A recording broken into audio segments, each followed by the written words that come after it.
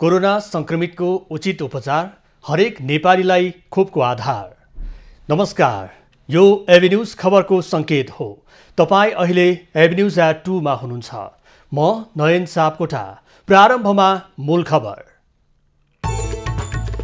पर्वतका विभिन्न स्थानमा खसेको पहिरोमा पुरिएर 8 जनाको मृत्यु, 3 जना बेपत्ता।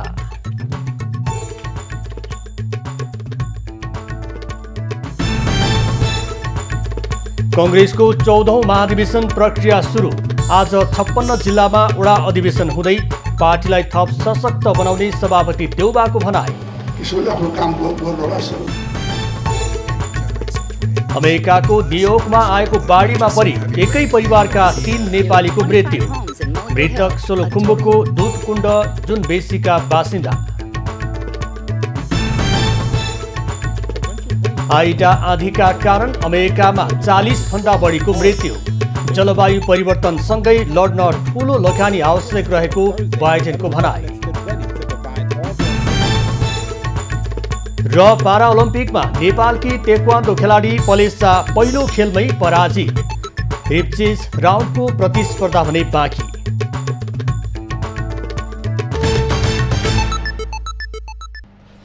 अब खबरको सिलसिला प्रारम्भ गरौं। पर्वतमा पहिरो सम्बन्धी प्रसङ्गबाट।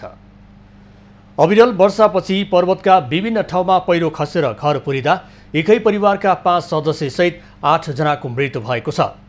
त्यस्तै पहिरोले घर पुरिँदा अरू 3 जना बेपत्ता भएका छन्। कुस्मा नगरपालिका 3 दुल्लुङमा स्थानीय माधव पौडेलको घर पहिरोले पुरिँदा उनकी 75 वर्षीय आमा कौशल्या पौडेल, 35 वर्षीय श्रीमती भगवती पौडेल, छोरीहरू 16 वर्षकी विमला, 11 वर्षकी विनिता र छोरा 9 वर्षका विनोदको ज्यान गएको हो। घरमुली माधव भने वैदेशिक रोजगारीको सिलसिलामा कतारमा रहेका छन्। त्यस्तै कुस्मा 11 सिल्मेमा पनि पहिरोले घर पुरिँदा 38 वर्षीय दुर्गा पौडेल र उनका 6 वर्षीय छोरा गणेश पौडेलको ज्यान गएको छ। मोदी गाउँपालिका 7 रामझाकी दुर्गा आफन्त कहाँ पाहुना बनेर सिल्मे आएकी थिइन्। त्यस्तै मोदी गाउँपालिका 5 अमोटकी 5 वर्षीय फुलमाया थापाको पनि पहिरोले पुरिँदा ज्यान गएको छ। त्यस्तै कुस्मा 11 पकुवामा पनि पहिरोले घर पुरिएर 3 जना बेपत्ता भएका छन्। उनीहरूको पहिचान नभइसकेको प्रहरले जनाएको छ। पर्वतमा बिहीबार बेलुकीदेखिको भीषण वर्षा भएको थियो।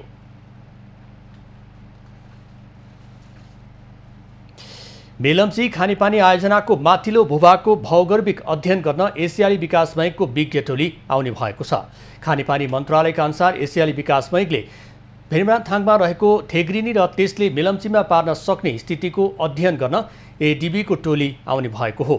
खानेपानी मन्त्रालयले उक्त भूभाग जोखिमयुक्त रहेको भन्दै एडीबीलाई अध्ययन गरिदिन अनुरोध गरेको थियो। हाल भेमराथाङको भौगर्भिक अवस्थाबारे एसीबोर्ड लगायत संस्थाले आफ्नो हिसाबले अध्ययन गरिरहेका छन्। तर खानेपानी मन्त्रालयले भने एडीबीबाटै अध्ययन गराउन खोजेको हो। एडीबी मेलम्ची खानेपानी आयोजनाको विकास साझेदार संस्था पनि हो। एडीबीले मेलम्चीको माथिल्लो भूभागको स्थिति, त्यसलाई नियन्त्रण गर्न सकिने वा नसकिने, सकिए के कसरी गर्न सकिन्छ भनी समग्र प्रतिवेदन दिने बताइएको छ। मेलम्ची माथिको भूभागमा वर्षौंदेखि हिम पहिरोले ल्याएर थेग्रिनी जम्मा गरेको देखिएको छ।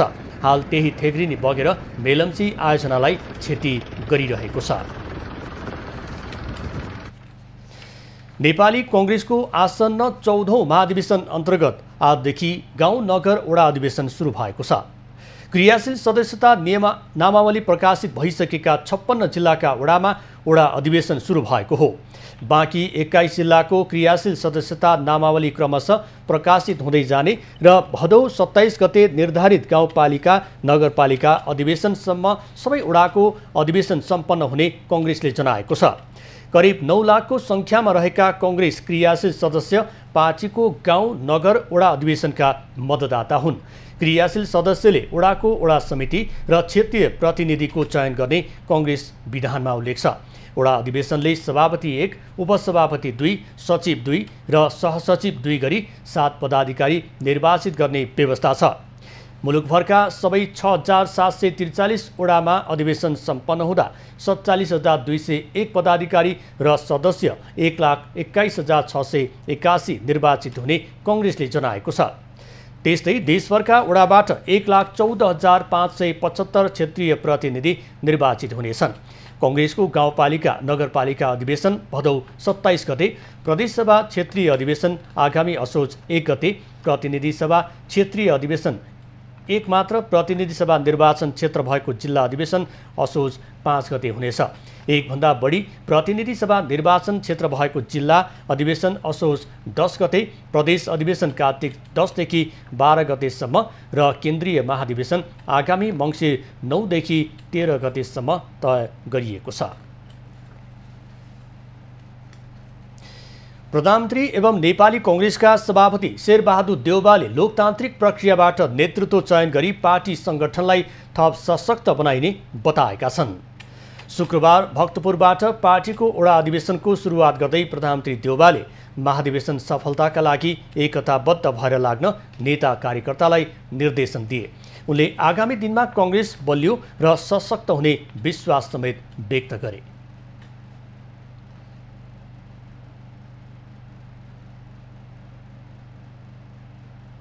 नेपालको संविधान अनुसार पनि यो चाहिँ संवैधानिक बाध्यता अनुसार पनि हामीले गर्नुपर्नेछ। किनभने कोभिडको बेलामा सबै ठाउँमा चाहिँ कोभिड फैलिएको बेला किन गर्यो भन्ने पनि मान्छेलाई पर्या होला। प्रधानमन्त्री देउवाले आगामी चुनावमा आफूलाई नभएर भक्तपुरका पार्टी सभापति दुर्लभ थापालाई हराएर देखाउन महेश बस्नेतलाई चुनौती समेत दिए। सबै आफ्ना पार्टीका सबै साथीहरूलाई सहभागी गराएर आफ्ना के होला कि आफ्ना के अनुमानले होला असहमति होला त्यो सबलाई चिनेर सबै सहमत गराएर वर्ष सबै साथीहरूले सर्वसम्मत किसिमले आफ्नो काम गर्नु होला त्यसरी वडादेखि नै मान्छेमा गर्नु होला। केही दिनअघि भक्तपुरमा एमाले नेता महेश बस्नेतले शेरबहादुर देउवा चुनावमा लड्न आए आफूले सहजै जित्ने बताएका थिए। नेपाली कांग्रेसका नेता डाक्टर शेखर कोइरालाले महाधिवेशनलाई उत्सवका रूपमा लिन अपिल गरेका छन्। डाक्टर कोइरालाले शुक्रबार अपिल जारी गर्दै 14औं महाधिवेशनलाई उत्सवका साथै गुट र गिरोह समाप्त गर्ने अवसरका रूपमा लिन आग्रह गरेका हुन्।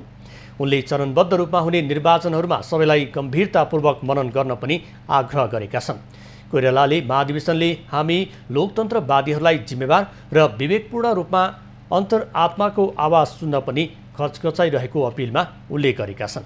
डाक्टर कोइरालाले महाधिवेशन किन समयमा हुन नसकेको भन्दै प्रश्न समेत गरेका छन्। स्वस्थ र शालीन प्रतिस्पर्धाले कांग्रेसको छवि राष्ट्रिय र अन्तर्राष्ट्रिय रूपमा समेत उचाइमा पुग्ने उनको भनाइ छ। नेकपा एमाले उपाध्यक्ष भीम रावलले शेरबहादुर देउवाले मिलेनियम च्यालेन्ज कर्पोरेसन MCC अघि बढाउन खोजेको आरोप लगाएका छन्। ट्विट गर्दै नेता रावलले MCC उपाध्यक्षलाई नेपाल बोलाएर देउवाले राष्ट्रघाती सम्झौता गर्न खोजेको आरोप लगाएका हुन्। अस्थिर राजनीतिक वातावरणमा MCC की उपाध्यक्षलाई बोलाई राष्ट्रघाती सम्झौता अघि बढाउने षड्यन्त्र भइरहेको उनले उल्लेख गरेका छन्। अहिलेको सरकार जनअनुमोदित नभएकाले देशलाई दीर्घकालीन असर पार्ने सम्झौता गर्ने जनादेश सरकारलाई नभएको उपाध्यक्ष रावलको दाबी छ। MCC की उपाध्यक्ष फातेमा जे सुमर अर्को साता नेपाल आउँदैछिन्। MCC सम्झौता लामो समयदेखि संसदमा विचाराधीन छ।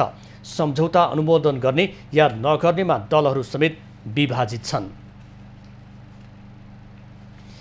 अमेरिकाको न्युयोर्कमा आइडा आँधीका कारण परेको मुसलधारे वर्षात र बाढीमा परेर 3 नेपालीको मृत्यु भएको छ। मृत्यु हुने 3 जना नेपालको सोलुखुम्बुको एकै परिवारका सदस्य रहेको युनाइटेड शेर्पा एसोसिएसन अमेरिकाले जनाएको छ। यही सेप्टेम्बर 1 तारिक राति बुधबार न्युयोर्कमा आएको भीषण वर्षात र बाढ़ीको कारण नेपालको सोलुखुम्बु जिल्ला घर भई हाल न्युयोर्कको वुडसाइडमा बसोबास गर्दै आएका एकै परिवारका 3 सदस्यको मृत्यु भएको छ। मृत्यु हुनेहरूमा श्री आङ्गेलु लामा, श्रीमती मिङमार शेर्पा र उहाँहरूको 19 महिनाको छोरा लाप्साङ लामा रहेका छन्। न्यूयोर्कमा गत बुधबार आएको ठूलो आँधी तथा बाढ़ीको कारण 13 जना भन्दा बढ़ी मानिसहरूले ज्यान गुमाइसकेका छन् भने धेरै नेपालीहरू समेत प्रभावित भएको बताए पनि सही तथ्याङ्क भने बाहिर आउन सकेको छैन। त्यसैगरी न्यूयोर्कका स्थानीय पत्रिका तथा टेलिभिजनहरूमा समेत मृतक लामाको मृत्युको समाचार प्रसारण भइरहेका छन्। गत बुधबार राति अकस्मात आएको बाढ़ीको कारण न्यूयोर्क सिटी तथा आसपासका अन्य राज्यहरू न्यू जर्जी, पेन्सिल्भेनिया तथा कर्नेटिकेट बढ़ी प्रभावित भएका छन्। त्यसैगरी न्यूयोर्क सिटीको सबवे, बस तथा धेरै जसो ग्राउण्ड फ्लोरहरू जलमग्न भएका छन् भने न्यूयोर्कको मौसम विभागले पहिलो पल्ट बाढ़ीको कारण आपतकालीन समय घोषणा गरी सबैलाई सुरक्षित रहन आग्रह गरेको छ। एबी न्यूज खबरका लागि सुनिता शर्मा कोइराला, न्यूयोर्क। फोहोरबाट बायोग्यास तथा मल निकाल्नका लागि झापाको कन्काई नगरपालिका 2 मा अवस्थित कन्काई वीरता अर्जुन नवीकरणीय वैकल्पिक ऊर्जा तथा फोहोर मैला व्यवस्थापन कम्पनीको निर्माण कार्य अन्तिम चरणमा पुगेको छ। जिल्लाका 3वटा नगरपालिका सहित नागरिकको शेयर मार्फत निर्माण गरिँदै आएको परियोजनाबाट 2000 घर परिवारलाई पुग्ने बायोग्यास तथा दैनिक 5 टन प्राङ्गारिक मल उत्पादन हुनेछ।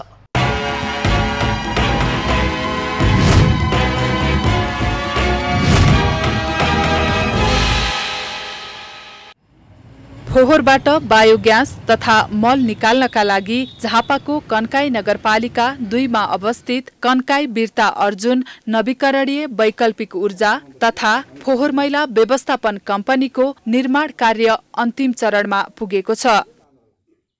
जिल्लाका कन्काई, अर्जुनधारा तथा वृतामोड गरी 3वटा नगरपालिका सहित नागरिकको शेयर मार्फत निर्माण गरिँदै आएको परियोजना निर्माण पश्चात सधैँ फोहोर व्यवस्थापनमा समस्या झेल्दै आएका स्थानीय तहले ठूलो संकटबाट मुक्ति पाउनेछन्। ल्यान्डफिल साइटको व्यवस्था नहुँदा स्थानीय तहले शहर बजारमा निस्कने फोहोर जंगलमा गाड्ने, खाली जमिन तथा खोला किनारमा फ्याँक्दै आएका छन्।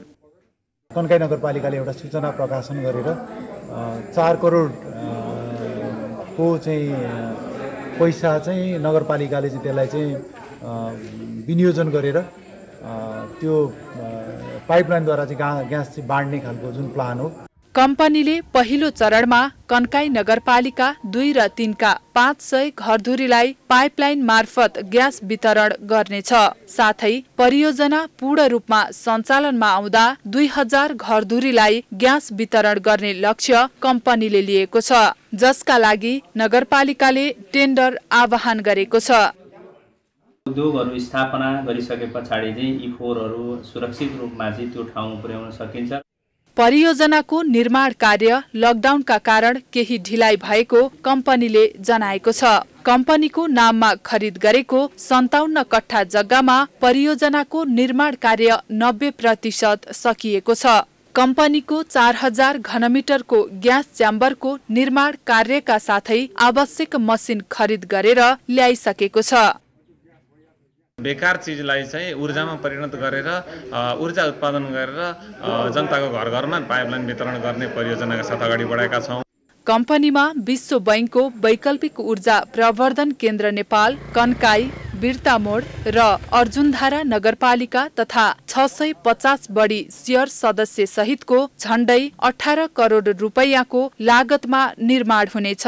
तीनवटै नगरपालिकाको कुहिएर जाने फोहोर मैला संकलन गरी कुखुराको सुली, गाईबस्तुको मलमूत्र र मकैका ढोडलाई कच्चा पदार्थको रूपमा प्रयोग गरी दैनिक 10 टन झोल र ठोस मल उत्पादन गरी नगरमा अर्ग्यानिक खेतीतर्फ प्रोत्साहन गर्ने लक्ष्य राखिएको छ।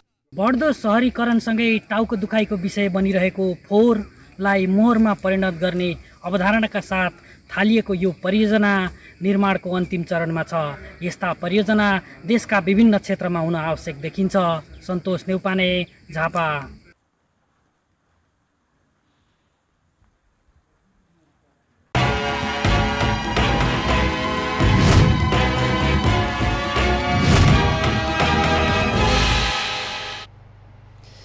पाल्पाको अदुवा किसानहरूमा खुसियाली छाएको छ। प्रायजसो आफ्नो मेहनतको फल नपाएको गुनासो गर्ने कृषकहरू यो वर्ष राम्रो भाव पाएपछि दङ्ग परेका हुन्।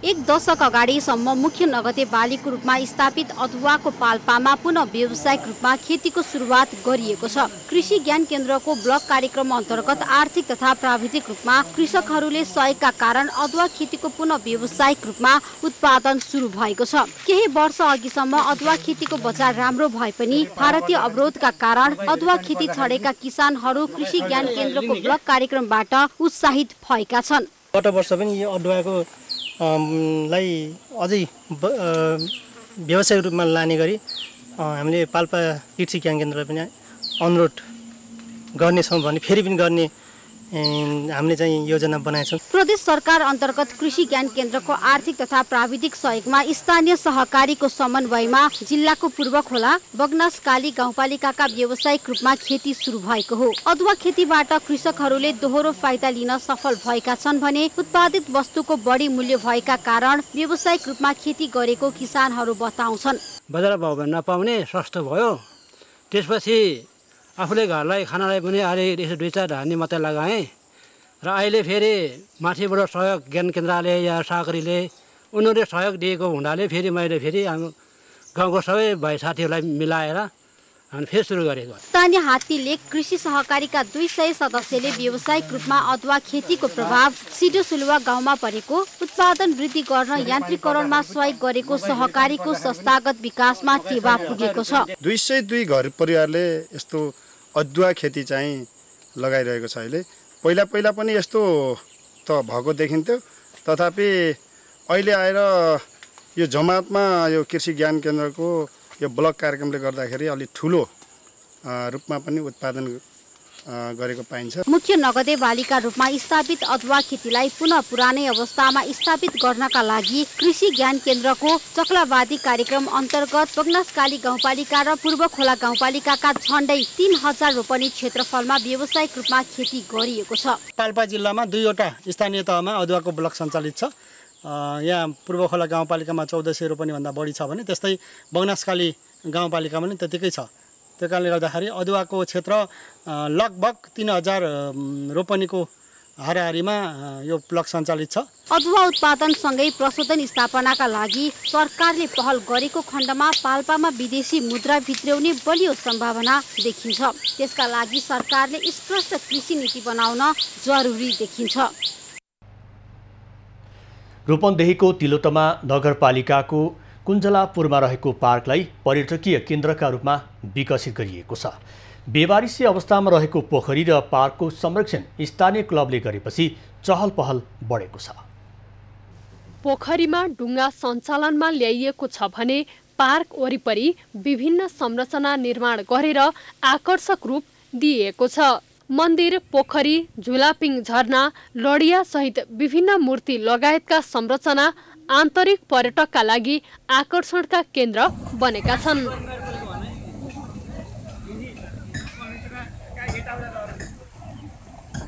निषेधाज्ञा खुकुलो भएसँगै आन्तरिक पर्यटकको आगमन पनि बढेको छ। बुटवल र भैरवा सहरको मध्यभागमा पर्ने यो पार्कमा पिकनिक र जन्मदिन मनाउन पनि मानिसहरू पुग्न थालेका छन्। एकदमै राम्रो रहेछ। एकदम शान्त वातावरणसँगै हरियाली सँगसँगै एकदमै सुन्दर शान्त वातावरण रहेछ। यो लकडाउन खुलेसँगै हामी पनि अलिकति रिफ्रेसमेन्ट भयौँ भनेर हाम्रो नजिकैको ठाउँ हामी यहाँ आइपुग्यौँ। एकदमै राम्रो लाग्यो, एकदमै राम्रो हरियाली रमाइलो भर्खर बनेको हाम्रो पार्क एकदमै शान्त अनि रमाइलो रहेछ। हामी चाहिँ घर बस्दा एकदमै बोर भर्थ्यौँ अनि यस्तो रमाइलो गर्न जाऊँ न, बर्थडे पनि थियो, सेलिब्रेट गरौँ भन्दा एकदमै रमाइलो लाग्यो। बेवारिसे अवस्थामा रहेको यो ठाउँ स्थानीय क्लबले जिम्मा लिएपछि नगरपालिका र स्थानीयको सक्रियतामा व्यवस्थित बनेको हो। पार्कलाई अझै ठूलो र आकर्षक रूप दिन 12 करोड रुपैयाँको डिपिआर समेत तयार भएको पार्क व्यवस्थापन समितिले बताएको छ। स्थानीयको र विदेशबाट फर्किएकाहरूको सहयोगबाट पार्कलाई संरक्षण गरिएको हो। रूपन्देहीको कुञ्जलापुर पार्कमा लकडाउन खुकुलो भएसँगै आन्तरिक पर्यटकहरूको चहल पहल बढ्न थालेको छ। एभन्यूज खबरका लागि दामोदर खनाल, रूपन्देही। अब बाँकी खबर। संक्रमणबाट जोगिन र संक्रमण सर्न नदिन मास्कलाई उपयुक्त विकल्पको रूपमा मानिएको छ। तर मास्कको उचित प्रयोग र त्यसको विसर्जन उपयुक्त ढङ्गले नगर्दा मास्क नै संक्रमण सार्ने माध्यम बन्ने जोखिम रहेको छ। कोरोना भाइरस संक्रमण भएसँगै मास्क लगाउनेको संख्यामा वृद्धि भएको छ। तर मास्क प्रयोग गरिसकेपछि जथाभावी फाल्ने प्रविधिले संक्रमणको जोखिम पनि त्यत्तिकै बढाएको छ। सडक र गल्लीमा प्रयोग भइसकेका मास्क जथाभावी फालिदा यसबाट संक्रमणको जोखिम हुने विज्ञ बताउँछन्, जसका कारण मास्कको उचित प्रयोग र विसर्जन गर्न ध्यान दिनुपर्ने चिकित्सकको सुझाव छ। मास्क खोल्ने बेला अलग्गै कानबाट निकाल्नु पर्यो, त्यो छुट्टै ठाउँमा राख्नु पर्यो ताकि त्यसको जुन बाहिरी सतह छ त्यसले अरूलाई छुनु भएन र फेरि अलग्गै हामीले लगाउनु पर्ने हुन्छ। र मलाई जहाँसम्म लाग्छ अब दिनभरिमा त केही न केही खानु पर्यो, पिउनु पर्यो, हो त्यो बेलामा चाहिँ हामीले मास्कलाई बीचबाट तान्दै माथि चाहिँ तान्दै अथवा फेरि झार्दै गर्ने त्यो चाहिँ प्रपर वे होइन। मास्क प्रयोग गर्ने व्यक्तिमा यदि कोरोना संक्रमण भएको अवस्थामा मास्कको भित्री भागमा थुक, र्याल, सिगानमा भाइरस हुन सक्दछन्। यदि संक्रमितले प्रयोग गरेको मास्क जथाभावी फालिएको छ र त्यो मास्क कुनै व्यक्तिले चलाएर आफ्नो मुख, नाक र आँखामा छोएमा संक्रमणको जोखिम हुने गर्दछ। प्रयोग भइसकेको मास्क प्लास्टिकमा पोको पारेर ढक्कन भएको फोहोर फाल्ने भाँडोमा राख्नुपर्ने विज्ञहरूको सुझाव छ। दिनमा दोस्रो पटक पनि त प्रयोग गर्न सक्छ अर्को नयाँ। त्यस्तो अवस्थामा चाहिँ उसले फ्याँक्ने एउटा ठाउँ भयो भने राम्रो हुन्छ। अथवा अन्तमा अब कतै काम चाहिँ छैन, अब घर पुग्दै हुनुहुन्छ भने त्यो फ्याँक्ने ठाउँ कतै हामीले व्यवस्थापन गरिदियो भने मेरो विचारमा चाहिँ त्यो अलिक बढी व्यवस्थित हुन्थ्यो कि यसमा चाहिँ महानगरपालिका, उपमहानगरपालिकाहरूले अथवा सहरका जुन एउटा नगरपालिका कुनै पनि पालिकाहरूले चाहिँ यो बारेमा पनि सोच्ने हो कि कोरोना संक्रमणबाट बच्न हातको सफाई, भौतिक दूरीका साथै मास्कको सही प्रयोग मानिएको छ। साथै मास्कको उचित प्रयोग र विसर्जनका बारेमा गम्भीर हुन सकेमा कोरोना संक्रमण न्यूनीकरणमा ठूलो सहयोग पुग्ने देखिन्छ। समीक्षा पोखरेल, काठमाडौँ। सरकारले कुल 71.6% कोरोना भाइरस विरुद्धको खोप लगाउने लक्ष्य लिएको छ। लक्ष्य अनुसार हालसम्म सरकारले 17.9% पहिलो मात्रा तथा 15.4% पूर्ण मात्रा खोप लगाएको छ। साथै आगामी असोज मसान्तसम्म खोप लगाउन योग्य नागरिक मध्ये 1/3 तथा चैत मसान्तसम्म सबै नागरिकलाई खोप लगाइसक्ने लक्ष्य समेत सरकारले लिएको छ। स्वास्थ्य मन्त्रालयको तथ्याङ्क अनुसार नेपालमा 7 महिनाको अन्तरालमा 15.4%ले कोरोना विरुद्धको खोप पाएका छन्। खोप लगाउनका लागि तोकिएका 2,17,56,763 जना व्यक्ति मध्ये 54,24,836 अर्थात् 17.8%ले पहिलो मात्रा तथा 46,67,328 अर्थात् 15.4%ले पूर्ण मात्रा लगाएका छन्। सरकारले कुल जनसङ्ख्याको 71.6% अर्थात् 2,17,56,733 जनसङ्ख्यालाई खोप लगाउने लक्ष्य लिएको छ। साथै असोज मसान्तसम्म 1/3 जनसङ्ख्यालाई खोप लगाइसक्ने लक्ष्य समेत रहेको स्वास्थ्य मन्त्रालयको भनाइ छ। सरकारले असोजसम्ममा लक्षित वर्ग मध्येको 1/3लाई लगाइसक्ने भनेर लिएको लक्ष्य लगभग पूरा हुन थालेको छ। त्यसपछि पुस मार्चसम्ममा धेरै मात्रामा खोप ल्याउने गरी कार्ययोजना छन्। नेपालमा गत माघ 14 गतेबाट कोरोना भाइरस विरुद्धको खोप लगाउन सुरु गरिएको थियो। भारत सरकारले अनुदान स्वरूप प्रदान गरेको 10 लाख मात्रा एस्ट्राजेनेका खोपबाट नेपालमा पहिलो पटक कोरोना विरुद्धको खोप अभियान सञ्चालन भएको थियो। तर हाल नेपालमा कोभिसिल्ड, फेरोसेल, जोन्सन एन्ड जोन्सन र जापानमा निर्मित अस्ट्राजेनेका र स्विडिश अस्ट्राजेनेका खोप प्रयोगमा आइसकेका छन्। कोरोना भाइरस विरुद्धको खोप अभियान अन्तर्गत चैत मसान्तसम्म सबै नागरिकलाई पूर्ण खोप दिइसक्ने सरकारको लक्ष्य रहेको छ। चैतसम्ममा सोचे अनुसारको पूर्ण मात्रा सम्पूर्ण जनसङ्ख्यालाई लगाइसक्न सकिन्छ र यही बीचमा लक्षित गरिएको यो जनसङ्ख्या भन्दा थप 12 देखि 18 वर्षका उमेर समूहलाई पनि लक्षित गरेर खोप अभियान उहाँहरूलाई सहभागी गर्ने गरी हामीले कामहरू गर्दैछौँ। कोरोना भाइरस नियन्त्रणका लागि खोप नै पहिलो आधारका रूपमा लिँदै आएको छ। जसका कारण विश्वभर 5 अर्ब मानिसले पहिलो मात्रा खोप लगाएको विश्व स्वास्थ्य संगठनको तथ्याङ्क छ। नेपालमा पनि कोरोना भाइरस विरुद्धको खोप लगाउनेको संख्या 1 करोड नाघेको छ। जस अनुरूप नेपालमा पनि कोरोना भाइरस विरुद्धको खोप अभियानले छोटो समयमा राम्रो लक्ष्य हासिल गरेको देखिन्छ। यसको विश्व स्वास्थ्य संगठनले समेत प्रशंसा गरेको छ। त्रिगुडा भट्टराई बस्नेत, काठमाडौँ। बसाउन लागेको धान जंगली हात्तीले नोक्सान गरेपछि बर्दियाका किसान भोकै परिने चिन्तामा परेका छन्। बर्दियाको गुलरिया लगायतका क्षेत्रमा हात्तीले किसानको बाली नष्ट गरेको हो।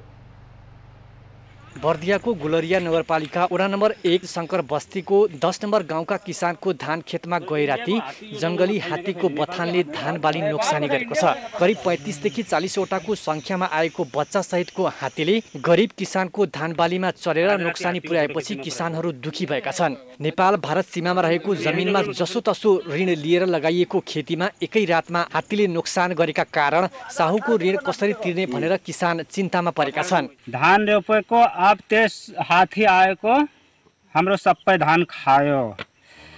फेरि अब हाम्रो केही पनि छैन हाम्रो पास। त्यही सडकमा रोडमा काम गरेपछि त्यसमै लगाएको हामीहरू। रातको समयमा ठूलो संख्यामा हात्तीको बथान आउँदा हात्ती धपाउन नै कठिनाई हुने गरेको स्थानीयको भनाइ छ।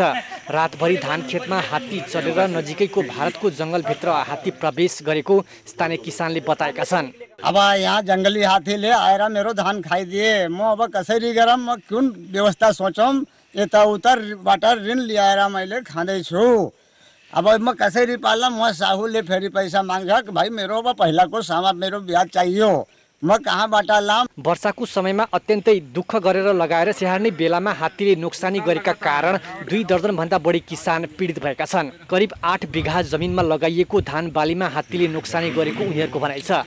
नजिकको जंगलमा हात्ती पसेका कारण राति फेरि हात्ती धान खान आउने हो कि भन्ने त्रास किसानमा छ। 11:30 बजे निक्लेको पहिला त्यहाँ भगाए, त्यहाँबाट भगाएपछि हामी आयौँ यहाँ। हामी 3 बजीसम्म बस्यौँ। अब यहाँ बस्न सकेन, वहाँ बस्यौँ। वहाँ थिए हात्तीको पुरै लाइन। वहाँबाट हेर्दा यहाँ बाटो पुरै जाम थियो के, गनेर नभए नि। जंगली जनावरबाट स्थानीयले भोगिरहेको समस्यालाई समाधान गर्न पहल गरी स्थायी रूपमा समस्या समाधान गरिदिन स्थानीयले अनुरोध गरेका छन्। किसानहरूलाई कसरी सुविधा दिने र किसानहरूको बालीनाली कसरी नोक्सान हुँदैन त्यतातिर पनि ध्यान दिन जरुरी छ। किन भन्दा दिनभरि मेहनत गरे, रातभरि मेहनत गरे, 6 महिना 1 वर्ष खाने खेती अब आएर लास्टमा यसरी नोक्सान हुँदाखेरि आज किसानहरू टाउकोमा हात राखेर बस्न बाध्य भएका छन्। बर्दिया स्थित कोठिया घाट धनौरा हुँदै हात्ती गाउँमा आएको किसानको भनाइ छ। बर्दियामा मानव र जंगली जनावर बीचको द्वन्द्व दिन प्रतिदिन बढ्दो क्रममा छ। जंगली सुँगुर, पाटे बाघ, चितुवा लगायतका जनावरले बर्दियामा दिन प्रतिदिन समस्यामाथि समस्या थप्दै आइरहेका छन्। दुर्गा आचार्य, बर्दिया। डडेलधुराको नवदुर्गा गाउँपालिका 2 बडम गाउँमा खानेपानीको हाहाकार छ। वर्षातमा पनि गाउँमा खानेपानीको हाहाकार भएको हो। करोडौं खर्च भए पनि राजनीतिक खिचातानीले बडम क्षेत्रका 12 गाउँमा वर्षौंदेखि खानेपानीको हाहाकारको अवस्था रहेको हो। डडेलधुराको नवदुर्गा 2 मा वर्षातको समयमा पनि पानीको हाहाकार रहेको छ। घर अगाडि पानीका धारा वर्षौंदेखि सुकेपछि वर्षातको यो समयमा गाउँभन्दा तलका पानीका स्रोतबाट स्थानीयले पानीको जोहो गरे पनि गर्मीयाममा भने पानीको चरम अभाव भोग्ने गरेका छन्। बडम गाउँका 12 वटा बस्तीमा करिब 800 घरधुरीमा खानेपानीको समस्या छ। 12 बस्तीमध्ये अहिले कुनै पनि बस्तीमा पानीको राम्रो व्यवस्था छैन। 2051 साल र त्यसपछि बनेका योजना अधुरा तथा जीर्ण बन्दा बडम गाउँमा पानीको चरम अभाव भएको हो। गाडीमा पानी ल्याएर खान यहाँका बासिन्दा बाध्य छन्। यो बाबु पानीको यिनै नलाग्नु यिनै धारा हुनु दुखै भयो। पुरै बगाला लेउडाल बैठो पानी आयो। पानी पनि यहाँ पुगेन, पुगे बेला 4-5 दिन पुग्यो। यति नला त्यो पानी भरभर त्यो अब यो अवस्थामा सोधौ म पानी अब कसरी लैजाने पानी? कटडा बोक्दो पडन्छ। कटडा त्यो यहाँ अब पुरै मल्दिन हो, पुरै उभो 1 किलोमिटर छ। 1 किलोमिटर छ हाम्रो गाउँमा पुग्दा।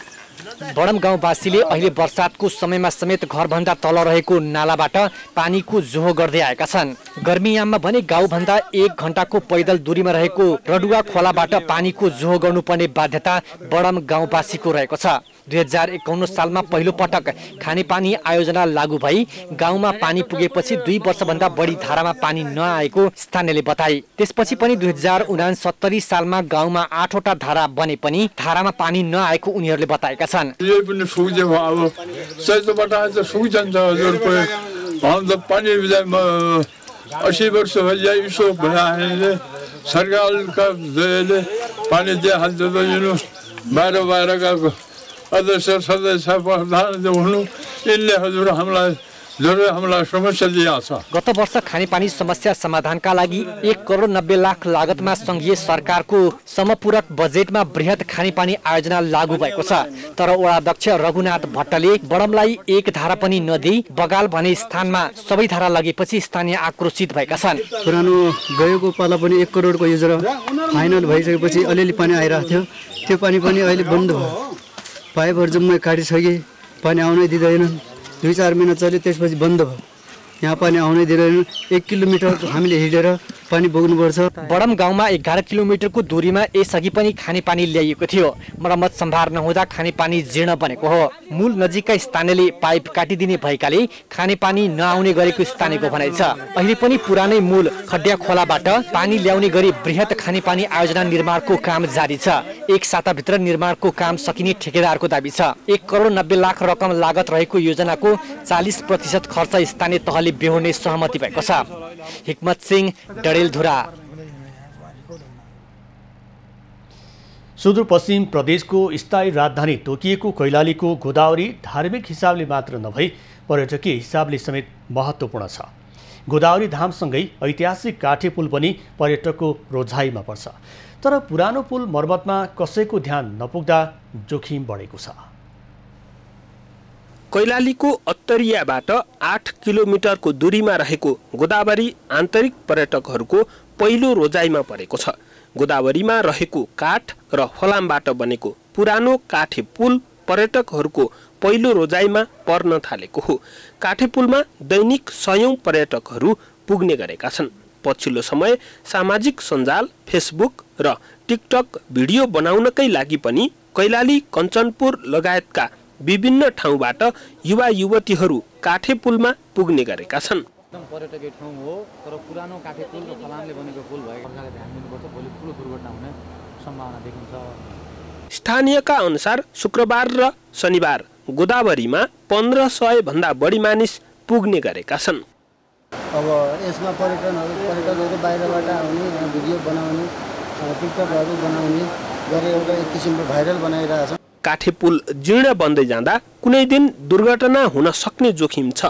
काठहरू कुहिँदै गएको र नदीको कटानले पुलको तलको खम्बा पनि कमजोर बन्दै गएको छ। काठे पुलमा लगाएका काठहरू कुहिँदै जाँदा बीच भागमा ठुला ठुला प्वालहरू परेका छन्। एकदमै राम्रो पर्यटकीय ठाउँ छ, तैपनि यहाँ सरकारले कुनै ध्यान दिएको छैन। यो काठ र फलामले बनेको पुल हो। यो अलि काटसाट कुहिरहेको छ। सरकारले ध्यान नदिएका कारण यहाँ धेरै जोखिम छ र सरकारले ध्यान दिनुपर्ने हो यतातिर। सुदूरपश्चिमका 7 पहाडी जिल्लाहरूलाई जोड्नका लागि बनाइएको यो पुल जीर्ण बन्दै गएपछि नजिकै अर्को पक्की पुल निर्माण गरी काठे पुलबाट सवारी साधनको आवत जावतमा रोक लगाइएको छ। तर पुलको मर्मत सम्भार गर्नतर्फ अहिलेसम्म 3 तहका सरकारले कुनै चासो दिएका छैनन्। विवेक नागरी, कैलाली। पर्वत अस्पतालमा कोरोनाका जटिल बिरामीहरूलाई उपचार गराउन भन्दै खरिद गरिएका करोडौंका सामग्री प्रयोगविहीन भएका छन्। प्रदेश सरकारको बजेटमा 1 वर्ष अघि खरिद भएका उपकरणहरू प्रयोगमा नआएका हुन्। पर्वत अस्पतालमा प्रदेश सरकारको 1 करोड बजेटमा खरिद भएका भेन्टिलेटर सहितका सघन उपचार कक्ष आइसियु उपकरणहरू प्रयोगमा आउन सकेका छैनन्। प्रदेश सरकारले सामान खरिद गर्ने बजेट उपलब्ध गराएको भए पनि आवश्यक जनशक्ति व्यवस्थापन नहुँदा लामो समयसम्म उपकरणहरू त्यसै थन्काएर राख्नु परेको अस्पतालको भनाइ छ। प्रदेश सरकारसँग जनशक्ति माग गरिए पनि त्यो अनुसार पदपूर्ति भएको छैन। चाँडोभन्दा चाँडो सञ्चालनमा ल्याउनु पाए भने चाहिँ सबभन्दा राम्रो हुन्थ्यो भन्ने हो। त्यसको लागि चाहिँ जनशक्ति नै पहिलो पार्ट भयो। हुन त हामीसँग अहिले उपकरण भएको कारणले हामी जनशक्तिको मात्रै कुरा गरिरहेका छौँ। अब यो उपकरण नभएको भए त त्यो कुरामा प्रसङ्गै नउठ्ने पनि थियो होला। त्यो हिसाबले चाहिँ अब उपकरण छ जनशक्तिको लागि माग मात्रै गर्ने हो। अस्पतालका अनुसार 50 लाख लागतका 2 थान आइसियु भेन्टिलेटरका सामग्री प्रयोगविहीन भएका छन्। खरिद भएर 1 वर्षको वारेन्टी म्याद गुज्रिसक्दा समेत उपकरण प्रयोग गर्न सकिएको छैन। अस्पताललाई सुविधा सम्पन्न बनाउन उपकरण खरिद गरिए पनि बजेट अभावले समस्या भएको अस्पताल विकास समितिले जनाएको छ। वार्षिक रूपमा 5-7 लाख रुपियाँ मात्रै पर्वत अस्पतालको सेवाहरूलाई सुनिश्चित गर्नका लागि व्यवस्थापन गर्ने भने अब पर्वत अस्पताल एउटा सुविधा सम्पन्न अस्पतालको रूपमा अब सबै खालका सेवाहरू प्रदान गर्न सकिने अस्पतालको रूपमा चाहिँ अब विकास हुन सक्छ। अस्पतालमा अहिले एनेस्थेसिया एमडी सहित तालिम प्राप्त नर्सको अभावको अवस्था छ। आइसियु सहितका बेडहरू जनशक्ति नभएकाले गोदाममा अलपत्र अवस्थामा छन्, जसका कारण जटिल किसिमका बिरामी उपचारबाट वञ्चित रहेका छन्। 7 स्थानीय तह रहेको पर्वतमा प्रति स्थानीय तहले वार्षिक 5 लाख बराबर स्वास्थ्यका क्षेत्रमा अस्पताललाई उपलब्ध गराएमा सबै उपकरणहरू उपयोगमा ल्याउन सकिने व्यवस्थापन समितिको भनाइ छ। महेन्द्र जीसी, पर्वत। नेपालको कान्छो नेकुञ्ज बाँकी राष्ट्रिय निकुञ्जमा पर्यटन प्रवर्धनका लागि पूर्वाधार तयार भएपछि ब्रान्डिङको लागि सरकारवाला लागि परेका छन्। बाँकी निकुञ्जमा पर्यटनको सम्भावनालाई चिनाउन प्रचार प्रसार र प्रकृतिमा आधारित पर्यटन प्रवर्धनमा जोड दिन थालिएको हो। बाँके राष्ट्रिय निकुञ्ज पर्यटनका लागि आकर्षणको केन्द्रबिन्दु बन्न थालेको छ। नेपालका 100 गन्तव्यमा 57औं स्थानमा पर्ने बाँके निकुञ्ज 2067 सालमा स्थापना भएको हो। बाघ संरक्षणका लागि स्थापना गरिएको बाँके निकुञ्जमा 2013 मा गणना गर्दा 4 बाघ थिए भने 2018 मा त्यो संख्या बढेर 21 पुगेको निकुञ्जले जनाएको छ। बाघको सम्भावनासँगै बाँके राष्ट्रिय निकुञ्जले पर्यटनका लागि ब्रान्डिङ र प्रचार प्रसारमा जोड दिन थालेको छ। निकुञ्जलाई संरक्षणका साथै पर्यटन आकर्षणका लागि धेरै पूर्वाधार समेत थपिएका छन्। प्रजातिको संरक्षण हो, यसमा पाइने वासस्थानको संरक्षण हो र विशेष गरी बाघे राष्ट्रिय निकुञ्जमा चुरे क्षेत्रमा पनि बाघ भएकोले समग्र चुरेको संरक्षण गर्न यसले टेवा पुर्याएको छ र यसबाट चुरे संरक्षण भएको कारणले गर्दा यसबाट हुने जल सिंचाइ वा अप्रत्यक्ष रूपमा धेरै फाइदा देखिएको छ र अहिले बदलिँदो परिवेशमा अहिलेको कोभिडको कुरामा जुन अक्सिजनको कुरा आइरहेको छ त्यसलाई त झन् बढी यसले जोरदार रूपमा प्रस्तुत देखाउँछ। बाँके निकुञ्जको सम्भावना बाहिर ल्याउन बेला बेलामा सरकारवाला निकायसँग अन्तर्क्रिया गर्न थालिएको छ। 550 वर्ग किलोमिटर क्षेत्रफल रहेको बाँके निकुञ्जमा स्तनधारी 34, चरा 300, सरीसृप 24 प्रजाति पाउने गरेको छ। जीप सफारी, हात्ती सफारी, जंगल वाक, चरा अवलोकन, camping, hiking, homestay, rafting, Rapti र बबई नदीमा लगायतका आकर्षणका प्याकेज निकुञ्जले अघि सारेको छ। बाँके र बर्दियामा पर्यटन आकर्षणको पहिलो माध्यम बाघ भएको राष्ट्रिय प्रकृति संरक्षण कोषको भनाइ छ। पर्यटन साँच्चै नै यसलाई मेरुदण्ड बनाउने हो भने हामीले प्रत्येक सेक्टरले अतिथि देवो भव भन्ने जुन शब्द बोलिन्छ त्यो शब्दमा मात्रै होइन व्यवहारमा देख्नुपर्छ। त्यसमा सुरक्षा निकायका साथीहरूले पनि बोर्डर र इमिग्रेसनका साथीहरूले धेरै कम्प्लेन छ। Hundreds of Indian tourist always they complain about the behaviour. यसमा चाहिँ हामीले चेन्ज गर्नुपर्छ। भन्दा मिठो लाग्ला त्यसो नलिनु होला। यो तपाईँ हामीले नै सबै सेक्टरबाट सुधार गर्ने। बाँके निकुञ्जमा भएको विविधताका साथै चुरे क्षेत्रलाई पनि पर्यटन आकर्षणमा जोड्दै लिनुपर्नेमा सरकारवालाहरूले जोड दिँदै आएका छन्। पर्यटन प्रवर्धनका थुप्रै सम्भावना भए पनि व्यवहार परिवर्तन गर्न नसके पर्यटन विकास हुन नसक्ने स्थानीय तह र पर्यटन क्षेत्रसँग सम्बन्धितको भनाइ छ। यस्तो स्थिति छ देशको अनि हामी पर्यटन गर्न पर्यो भनेर हाम्रो ठुलो सम्भावना बोकेको छ भने हामी कराइरहन्छौँ। कसरी हुने माइन्ड सेटै गलत छ हाम्रो। यत्रो ठुल्ठुलो इन्भेस्टमेन्ट हेर्नुहोस् यहाँ करोडौं इन्भेस्टमेन्ट छ। अरे त्यो टेस्ट लिएर एन्टिजेन टेस्ट लिएर आउन दिनुहोस् न यहाँ।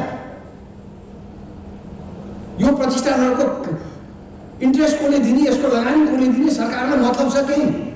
सरकारले सार्वजनिक गरेको 100 भ्रमण गन्तव्य मध्ये बाँके राष्ट्रिय निकुञ्ज र यसको मध्यवर्ती क्षेत्रलाई 57औं गन्तव्यमा राखिएको छ। तर कोरोना संक्रमण पछि भने यहाँ पुग्ने पर्यटकको संख्या नगण्य रहेको छ। दुर्गा रोकाया, बाँके। इन्द्र जात्राको मुख्य आकर्षक रहेको लाखे आजुको पूजा गरिएको छ। इन्द्र जात्रा सकिए लगत्तै पिलामा राखिएको लाखे आजुको मुकुटलाई हरेक वर्ष भाद्र कृष्ण पक्षको एकादशीका दिन सार्वजनिक गरेर पूजा गर्ने प्रचलन छ। यस वर्षको इन्द्रजात्रा सुरु हुन करिब 2 हप्ता बाँकी रहँदा लाखे आजुको ख्वापालाई सार्वजनिक गरी पूजा गरिएको हो। यस वर्षको इन्द्रजात्रा यही असोज 3 गतेबाट सुरु हुँदैछ। लाखे आजुलाई इन्द्रजात्राको मुख्य आकर्षणको रूपमा मानिन्छ। बिहिबार काठमाडौँ भीमसेन स्थान स्थित मजिपात लाखे ननीमा नेवार समुदायले देवताको रूपमा लाखे आजुको ख्वापा पूजा गरेका हुन्। भाद्र कृष्ण पक्षको एकादशीको दिन हाम्रो लाखे ख्वापा निकालिन्छ। यो हाम्रो ऐतिहासिक पिला हुन्छ। यो पिलाबाट आज निकाल्ने भयो, नत्र अर्को दिन चाहिँ हामी यो पिलाभित्रै हुन्छ। अनि आज निकालिसकेपछि हाम्रो अब इन्द्रजात्रा नसकेसम्म चाहिँ हाम्रो यहाँ हुन्छ। ल इन्द्रजात्रा सकेर 1-2 दिनपछि हाम्रो भोज गरेर हाम्रो फेरि अनि भोलिपल्ट हामीले त्यहाँभित्र राख्ने हुन्छ। कोरोना महामारीका कारण यस वर्षको इन्द्रजात्रा निकाल्न समस्या भइरहेको सरकारवालाले चिन्ता व्यक्त गरेका छन्। यद्यपि स्वास्थ्य मापदण्ड अपनाएर भए पनि जात्रा निकाल्ने उनीहरूको भनाइ छ। नेपाली कोभिडको कारण चाहिँ हामीले यो लाखेलाई पूजा बाहिर अरू पूजाहरू चाहिँ नलिने र एकदम लिनुपर्ने पूजा मात्र लिने निर्णय गरेको छ हाम्रो गुठियारबाट चाहिँ। गत वर्ष बन्दाबन्दीका कारण इन्द्रजात्रा निकालिएको थिएन। यस वर्ष पनि कोरोनाको त्रास कायमै रहेकाले श्री लाखे आजुलाई लिनै पर्ने पूजा मात्र लिने गरी जात्रा निकाल्ने तयारी भइरहेको आयोजकको भनाइ छ। काठमाडौँमा मनाइने विविध जात्रा मध्येको इन्द्रजात्रा नेवार समुदायले महत्त्वका साथ मनाउने ठूलो र सांस्कृतिक पर्व मानिन्छ। क्यामेरामा सुरेश रजकका साथ शीतल रिजाल, काठमाडौँ। अब पालो एभिन्यूज एट स्पोर्ट्सको।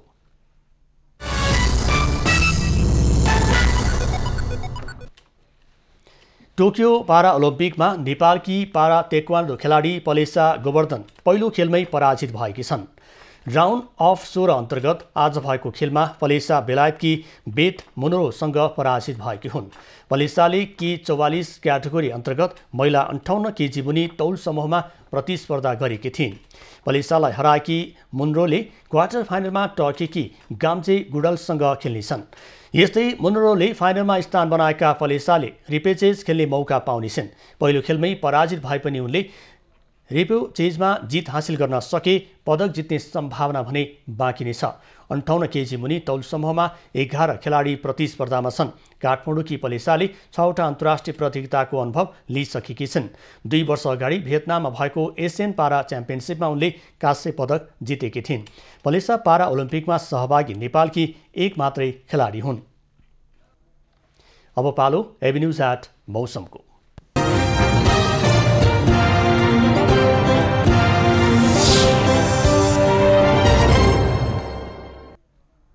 हाल देशभर सामान्यदेखि पूर्ण बदली रही प्रदेश नम्बर 1 गण्डकी, कर्णाली र लुम्बिनी प्रदेशका केही स्थानमा हल्कादेखि मध्यम वर्षा भइरहेको छ। अपराह्न देशभर सामान्य बदली रही धेरै स्थानमा हल्कादेखि मध्यम वर्षाको सम्भावना छ। प्रदेश 1, 2, बागमती र गण्डकी प्रदेशका 1-2 स्थानमा मेघगर्जन चट्याङसहित भारी वर्षाको सम्भावना रहेको जल तथा मौसम पूर्वानुमान महाशाखाले जनाएको छ। काठमाडौँ उपत्यकाको आजको अधिकतम तापक्रम 29 डिग्री सेल्सियस र न्यूनतम तापक्रम 21 डिग्री सेल्सियस बीच रहने अनुमान छ। आज सूर्योदय बिहान 5:43 भयो भने सूर्यास्त साँझ 6:22 हुनेछ। आज देशभरको मौसम कस्तो रहला त? हेरौँ देशका विभिन्न स्थानको अनुमानित मौसमी अवस्था।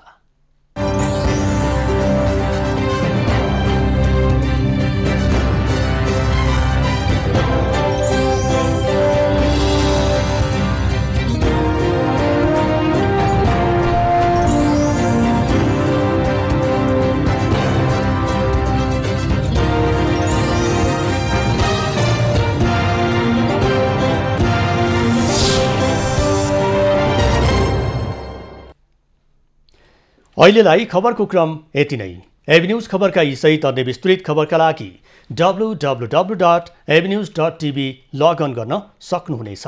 युट्युब, फेसबुक र ट्विटरमा पनि हामीलाई फलो गर्न सकिनेछ। खबरभित्रको खबरको लागि हेर्दै रहनुहोला एभिन्यूज खबर। नमस्कार।